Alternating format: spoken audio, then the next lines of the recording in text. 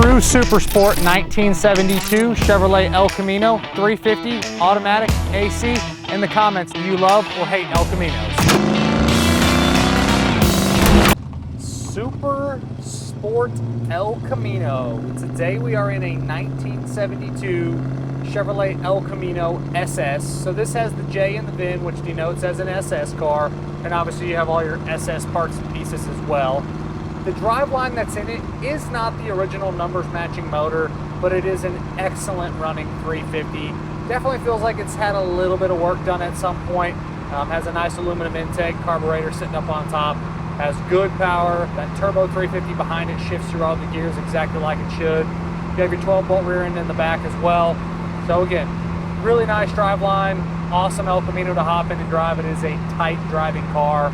The gentleman that we bought this from had it for a number of years. A little bit of an older redone car per his information, but that's kind of how I like to find them. Freshly done mechanicals and paint. You're just asking for things to pop up to go wrong. A car like this that was put together a while ago that was well done is ironed out mechanically, and it's just a really good car. You have your power steering, you have your power front disc brakes, and then you do also have factory AC, and the AC blows nice and cold. I got it on the medium setting right now, and it's super comfortable on the inside of the cab here. Can't say enough about how well this El Camino drives. It's really tight. We're cruising at 60, 65 miles an hour. It's an easy truck or car, whatever you want to call it, to drive going down the road. On the interior, it's a stock style black interior. This bench seat is very comfortable. Seat foam feels good. Material itself is in great condition. A few little wrinkles in the headliner over there on the passenger side. Same thing with the visor material, but the visors are in good shape. The top of the dash looks good. Don't see any problems with that. You have your VIN located up in the factory location there. SS gauges, you have your tach, speedo, you have your factory clock, which is working. You have your temp gauge, your fuel gauge, and then your amp gauge over here on the left. You do have 2 gauges under the dash, which are going to be the ones that I like to look at.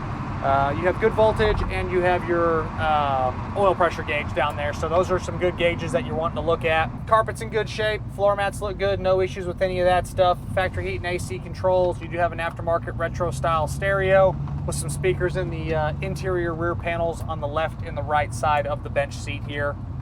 You do have power windows, which work properly, manual locks. Then you have your manual vent windows, which crank open like they should. The items that we have listed as a no on this El Camino, it's a really short list. It's the washer fluid sprayers. Those damn notorious washer fluid sprayers aren't spraying any fluid, but that's the only item that we have listed as a no on this one. Everything else is going to be good across the board, so make sure you guys check that out on the website, pcclassiccars.com. In the additional media tab, you guys will see that doesn't work section. And just for clarification, the voltage gauge that is working is the voltage gauge under the dash. The factory voltage gauge isn't moving. And then your temp gauge, your fuel gauge, your dash clock, your tach, and your speedo, those are working, and then your oil pressure under here is working as well. We are warmed up. We're gonna go ahead and get in the throttle here.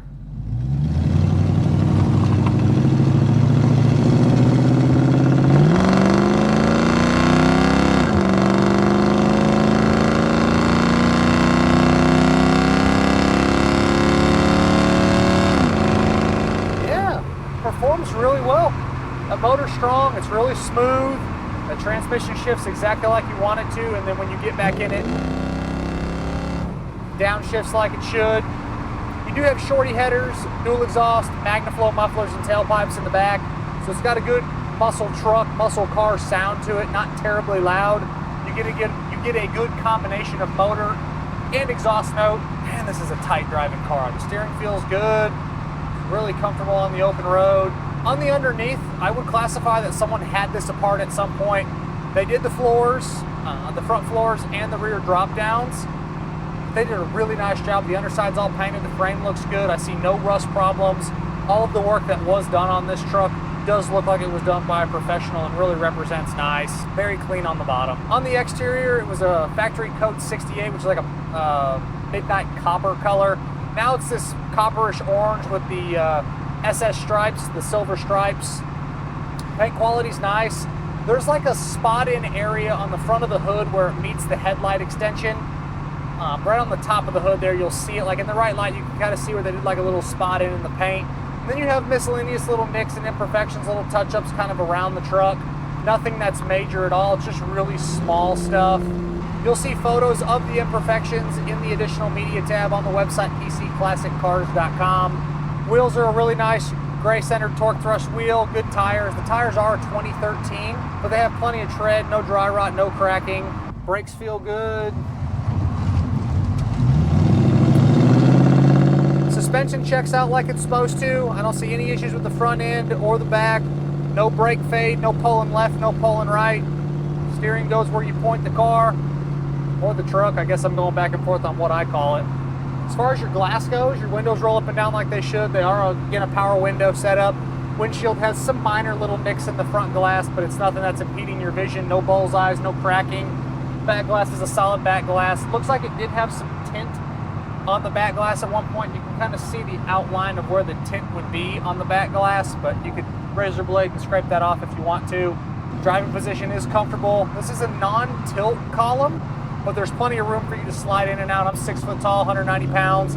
I get in and out of this El Camino really easy. I'm actually gonna turn the AC down. I'm getting cold here, but I just turn it off. In the back, you have a nice spray-in bed liner. Bed floor's in good shape. Rear wheel wells are in good shape. Tailgate opens and closes properly with your handle on the inside of the tailgate. Both of your doors open and close properly. No issues opening or closing. You do have like newer weather stripping, so you do put a little bit of arm into the doors opening and closing, but it's nothing that's unusual.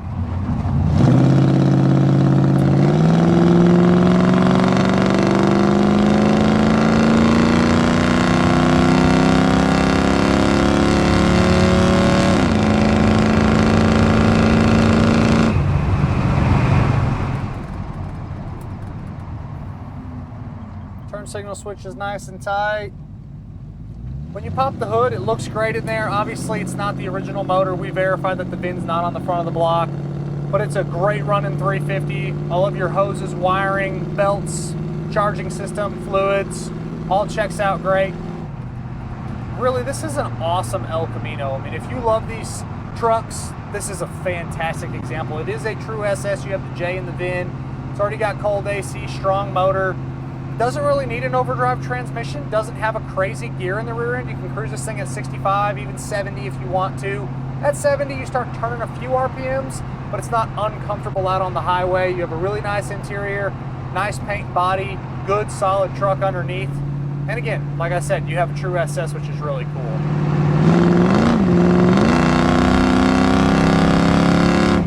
And it sounds mean.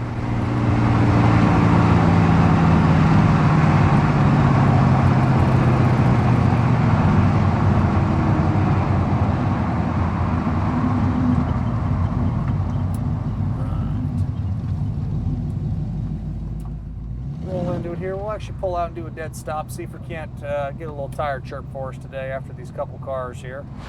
There you go. And actually burn the rear tires down if you want to from just a dead stop. And I can't complain on this truck at all. As always, I'm Michael. This is a 1972 Chevrolet El Camino SS with 350 automatic cold AC for myself and everybody here at PC Classic Cars. We appreciate y'all stopping in to watch another one of our test drives.